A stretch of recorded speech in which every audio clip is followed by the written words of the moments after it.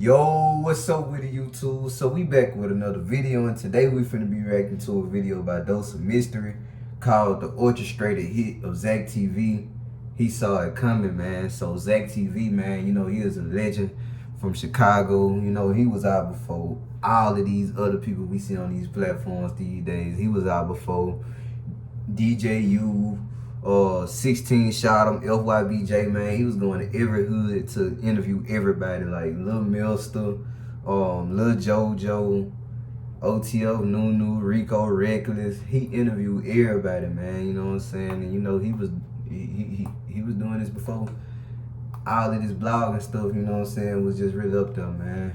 But you know, RIP to him. He got killed back in I think like 2018. So we finna check out this video by Dose of Mystery. Man, make sure y'all hit that like button and make sure y'all subscribe. We ain't gonna waste no more time. We're gonna go and get straight into the video, man. Let's go ahead and check this out. A popular YouTube personality is gunned down while driving through Chicago's Printers Row neighborhood. He's identified as Zack Stoner, known on YouTube as Zack TV1. Story involving a budding YouTube star from Chicago. Zack Stoner featured music and interviews on his shows, many highlighting young Chicago talent, along with an anti-violence message. So it was a shock to his family, friends, and followers when he in the South Loop. I'm getting and saw the video and everything else like that. How did you feel? I felt like it was crazy, and whoever did this was some bitch ass. You know, he was at my show that night. I had an indie show all Chicago.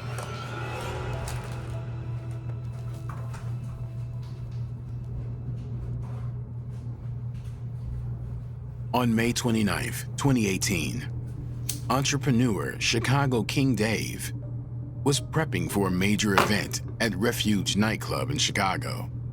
The lineup featured numerous local rappers, a showcase of the underground talent Zack TV had spent years documenting. By 8:45 p.m., the list of performers was finalized. But just minutes later, Zack TV called King Dave with a request. He wanted his friend, AMG Fresh, to be added to the lineup. King Dave made an exception, and AMG Fresh was allowed to perform. So that's always on my mind. Like, damn, if he wasn't there, would he still be alive? And I just had to learn to, you know, it ain't your fault, you know, because I had a different plan for Zack, and it just took me some time after that. Like, I'm still affected by that. Like, Zack arrived to the club to support and record AMG Fresh. Fresh had brought his girlfriend along. It was her birthday, and the night was supposed to be a celebration. As T Streets and AMG Fresh performed, Zack moved through the crowd, camera in hand. so he called me and he had somebody he wanted to perform, and I'm like, bring them, you good. Gave them a time, they came, showed up, left the show, something happened, and he ended up, you know what I'm saying? Everything seemed normal until AMG Fresh took the stage. Zack overheard a group of men talking about AMG Fresh, pointing him out. One of them said, "Isn't that the dude who beefs with the BDs?" The conversation quickly escalated. Zack realized the men were planning to jump AMG Fresh while he was performing. He went down there to really, you know what I'm saying, help folks them, you know what I'm saying, to promote what they had going on, and he overheard motherfuckers saying what they was gonna do to him. And he was stopping that shit. But a lot of motherfuckers don't. Hey, that is 100. He tried to stop that from happening to dude, though. You know what I'm saying? Notice. He stopped us from getting on the stage and up Fresh performance. Without hesitation, Zack stepped in. He talked to the group, convincing them to back off, de-escalating a situation AMG Fresh wasn't even aware of. But the energy in the club had changed. The night didn't feel right anymore. Zack made the decision to leave early. Witnesses later said he looked uneasy as he walked out. After leaving Refuge, Zack went to his Jeep, planning to pick up AMG Fresh. and get him out of there before anything happened. He ain't here for that, you know what I'm saying? They was about to get on the stage and Zack stopped them like, please don't do this. People don't know this though. Zack left a little early before the show ended, so he can be outside on the front waiting for Fresh. When Fresh came out, he was telling Fresh to get his ass in the car, but it was Fresh's girl's birthday. When Zack found Fresh, he tried to get him inside the car immediately. Zack was visibly nervous, showing Fresh his gun, a silent warning that they were in a bad situation. But Fresh, unaware of what had gone down inside, was relaxed. It was his girlfriend's birthday, and he should have probably told dude, man, like, get in the car, man, somebody planning on you. Wasn't in a rush to leave. Zack insisted, get in the Jeep. After some hesitation, AMG Fresh finally got in. His girlfriend and T Streets joined them. As soon as AMG Fresh got inside the Jeep, the men from inside the club noticed. They saw the car he got into. They now knew what vehicle to follow. Zack drove 2 blocks away from the club, dropping off AMG Fresh and his girlfriend at their car. Fresh's girl got out and switched to her own vehicle. Zack didn't immediately leave. He got to the car, they made it to Fresh car and parked right in front of him. You know what I'm saying? And Zack chose to let them sit in. Fresh girl was in the front seat. T Streets and Fresh was in the back seat. And she hopped out the car when they pulled up and got in their car and started it. And Zack chose to tell them the little shit he was telling them right then and there instead of leaving. Zack TV died saving Fresh, bro. Yeah, he should have probably just kept going and told him, man, you know what I'm saying? Okay. He parked and explained everything that had happened inside the club. He wanted Fresh to understand how close things had come to turning violent. Before Zack could drive away, a dark-colored minivan pulled up beside his Jeep. Gunshots erupted. The bullets. Oh, they shot the car right after he told him. That's why I say he should have just kept going instead of stopping. You know what I'm saying? Like, y'all gotta get from over their way. Ripped through the Jeep's windshield. Either AMG Fresh or T Streets fired back, returning shots. Zack was hit. One bullet struck him in the shoulder. Another hit behind his ear, lodged into his brain. His foot slipped from the pedal. The Jeep lost control, veering off the road and slamming into a pole. Around 1 in the morning, police say a gunman in another car pulled up alongside Stoner's vehicle near Clark and Polk Streets. Multiple shots were fired. The Jeep had crashed, but the shooting had stopped. T Streets and AMG Fresh didn't wait to see what would happen next. They jumped out of the wreckage and ran to AMG Fresh's girlfriend's car. She was still parked nearby, and as soon as they got inside, she sped off. Up above, a bystander recorded the scene from a high-rise building. A witness, several stories up, posted this Twitter video moments after the crash. It appears to show a group of people at the scene getting into another vehicle, then driving off before police arrived. In the footage, the Jeep sat motionless, its front smashed against the pole. Zack was still inside, slumped over, alone. At 1:35 a.m., police arrived at the scene. They found Zack in the driver's seat, shot, unresponsive. Underneath his seat, they discovered his .40 caliber pistol. He never had the chance to use it. Zack was rushed to Northwestern Memorial Hospital. Doctors fought to save him, but his injuries were too severe. At 4:20 a.m., Zachary Stoner was pronounced deceased. 15 minutes later, chick FaceTime me, showing me. He putting Zack on the stretcher, crying. Like, Zack? Literally was like a block and a half away. He was just trying to be there and save his people, man. Yeah. I'm standing in the front, paying my DJs, like DJ Amaris. Yeah, me and DJ Amaris out there. I'm like, man, you get paid, they give you the money? I gave somebody else the money. He like, yeah, then we boom, boom, boom, boom, boom. His final night had started with supporting a friend. By the end, he became a target. Had Zack just paid the price for trying to stop a fight before it even started? For a man who spent years documenting Chicago's rap scene, his passing became another tragic headline. From me knowing Zack, and from everybody else knowing Zack, I ain't never heard of Zack to do no to nobody. You feel me? So I don't feel like there's no reason in this world you should even want to do to Zack. Like, Zack interviewed everybody, every hood. You see what I'm saying? Like, he's cool with everybody. R.I.P. Duck, but you know what I'm saying? He right though. He was interviewing everybody from every side, every hood, on foot. You know what I'm saying? He was doing that on foot.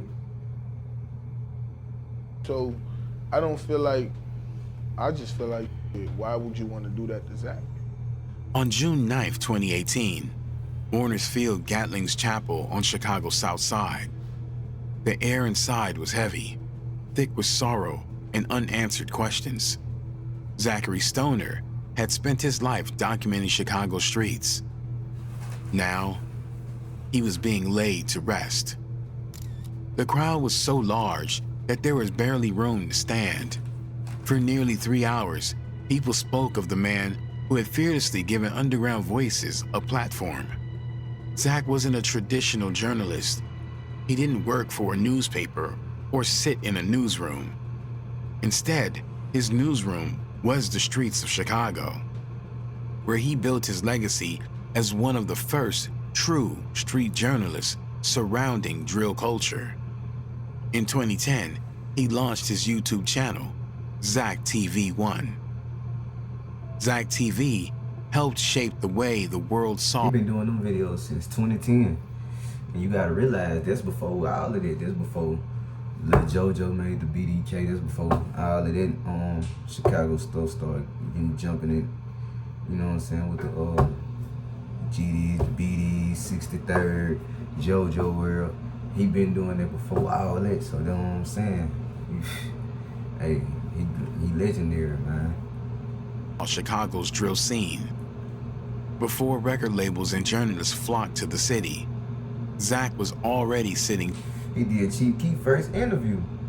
I ain't know that. 13 years ago. Well, this video was made a little minute ago, see? That show you how legendary this is. You know what I'm saying? Before, what's song Blue Chief Keef for? One that Love Sosa. That's what I'm saying. That's before Love Sosa. After that, boom. But he did Chief Keef's first interview, so what that tell you? Down with future stars Chief Keef, Lil Durk, FB. Lil Durk, he did Lil Durk, but Lil Durk had dreads. You see what I'm saying? I'm talking about when he had dreads the first time, because you know Lil Durk had dreads, cut them off, then he had got them gold dreads. Giving some of their first real exposure. You know, get shooting camera in Chicago, R.I.P. Zack TV, you know they. R.I.P. I was about to mention that. R.I.P. Zack TV. Shit, Real good dude, man. Would you guys have a relationship? Yeah, his dad did my first interview. He did your first interview? Rico Red, because he did his first interview.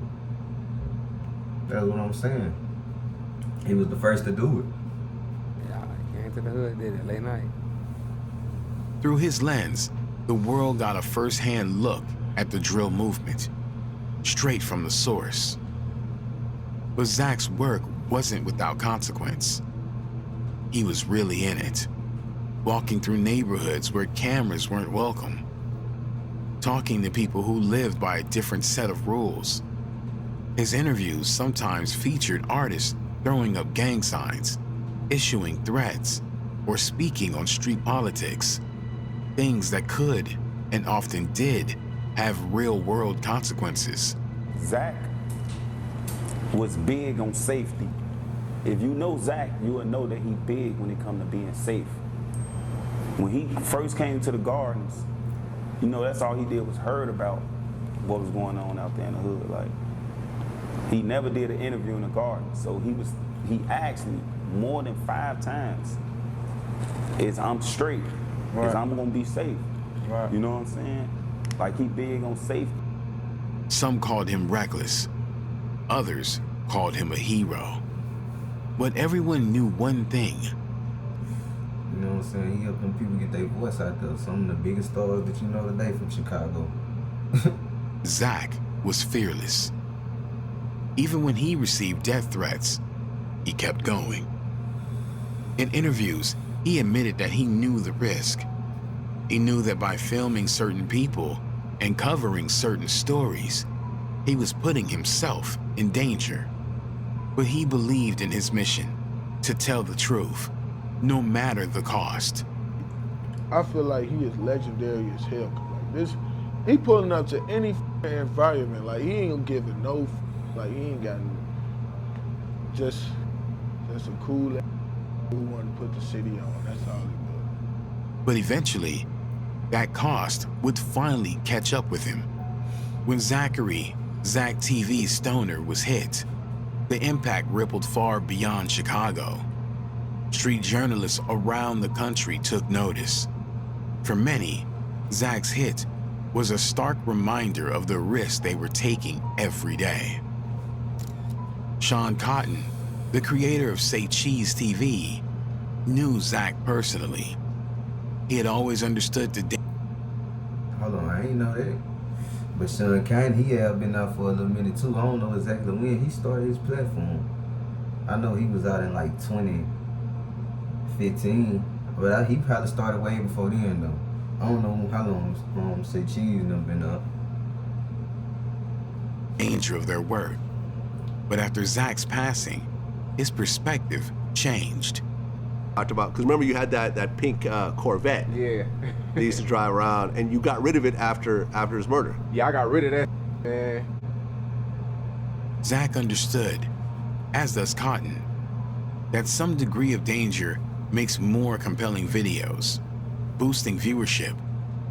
With its homicide numbers and depth of hip-hop talent, Chicago was fertile ground for stories.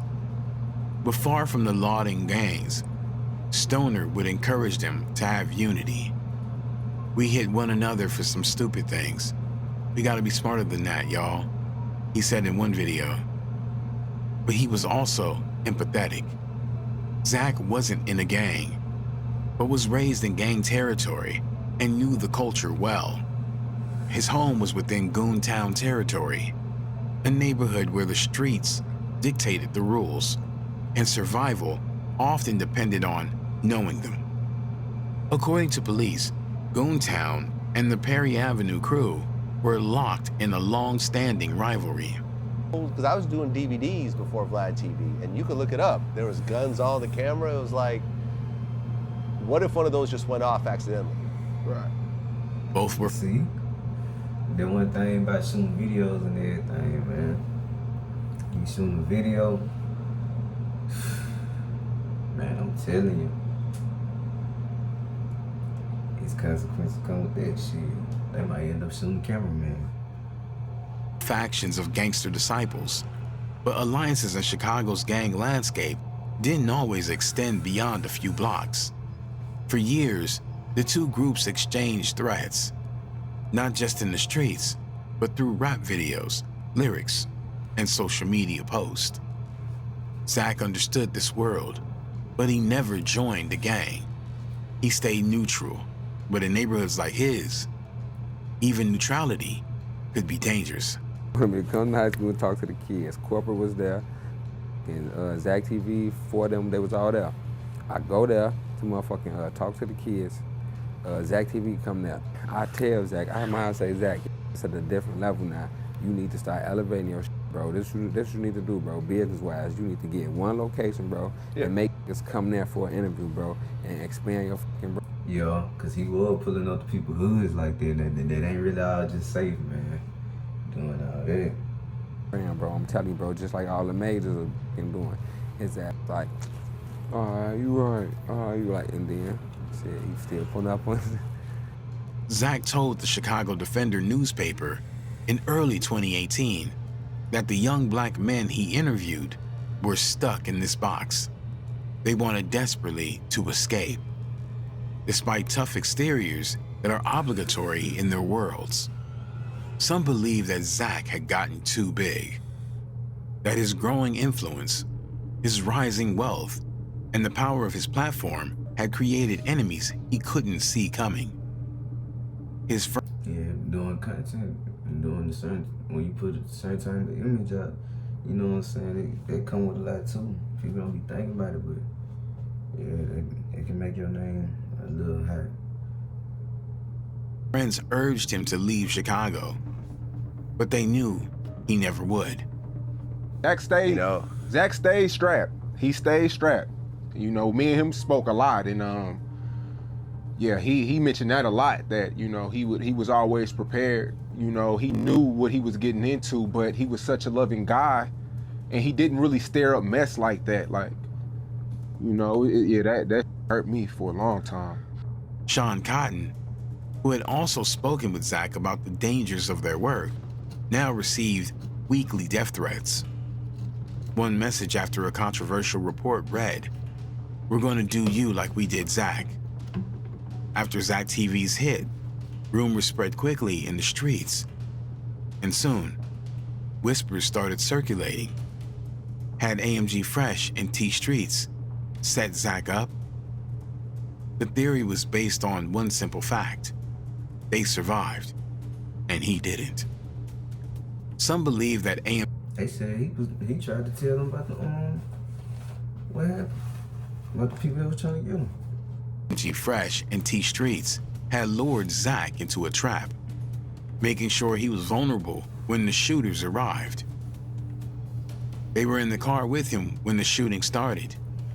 They fled the scene. Zack was left behind. The accusations gained traction because of how they escaped. In surveillance footage, they could be seen jumping out of Zack's crashed Jeep and running to AMG Fresh's girlfriend's car before speeding off. To many, it looked suspicious. Why had they left Zack behind? Did they know something was coming? Or had they just panicked? They probably was trying to get away from the area. That's what I'm thinking. And done what anyone else would do, run for their lives. The cameras caught Zack in a flurry. According to these reports, Zack in the flurry is they see Zack in an altercation in the club. He get in an argument with people in the club, all kind of shit, then he loses his life.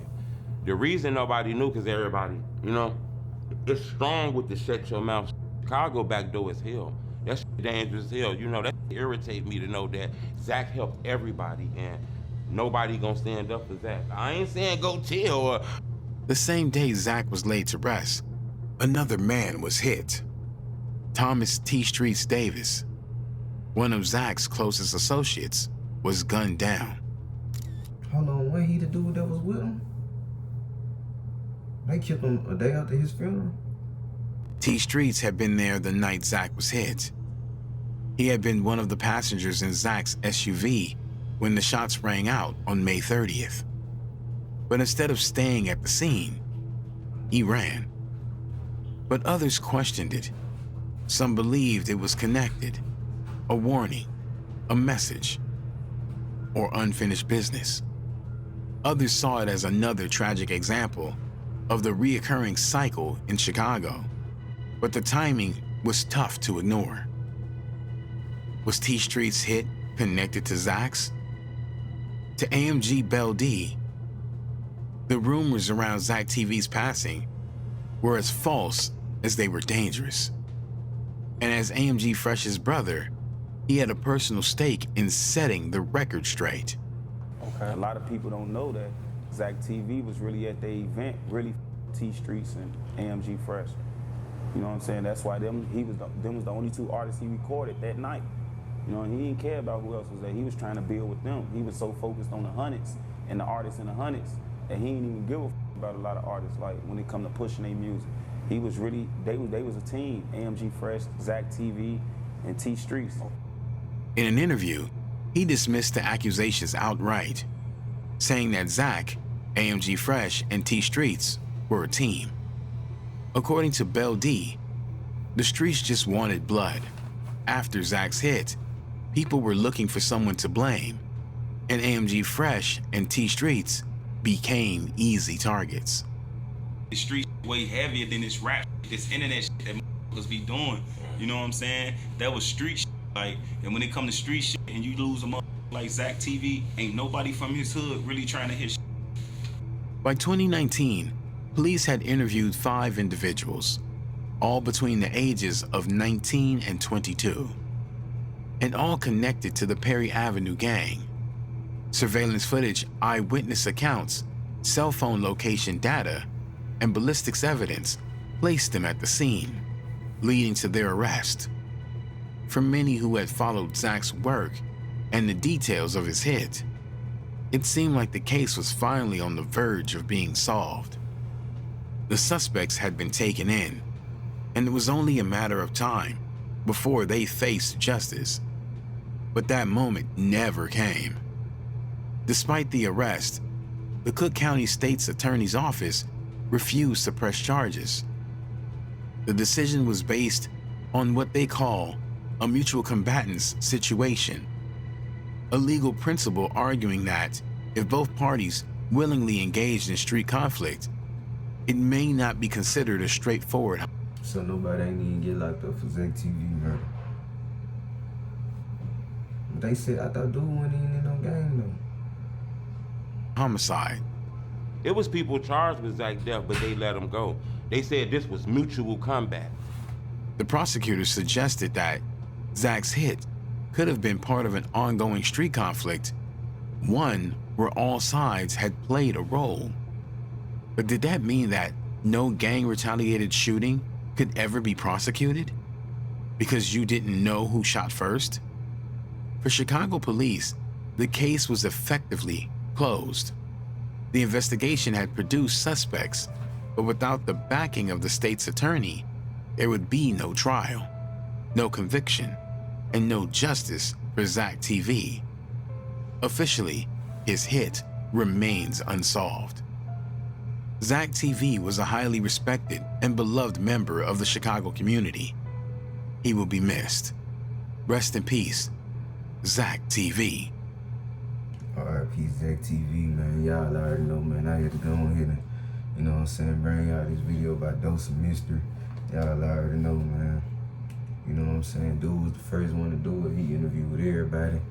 You know what I'm saying? Like from every hood, you know. He did the Dirk first interview. Rico Reckless. the JoJo, Chief Keef, everybody. So, you know, basically, you know what I'm saying, he had a target on his back because he was going there interviewing people from every hood, but then his hood, you know, they pulled up to a show and he was trying to warn his people. Then, you know, he knew something wasn't right though, like, cause people was already sending him death threats. But you know what I'm saying, R.I.P. to Zack TV, man. Y'all let me know what y'all want me to react to next in the comments. Make sure y'all hit that like button. Make sure y'all subscribe for more. To the next video, I'll catch y'all. I'm out.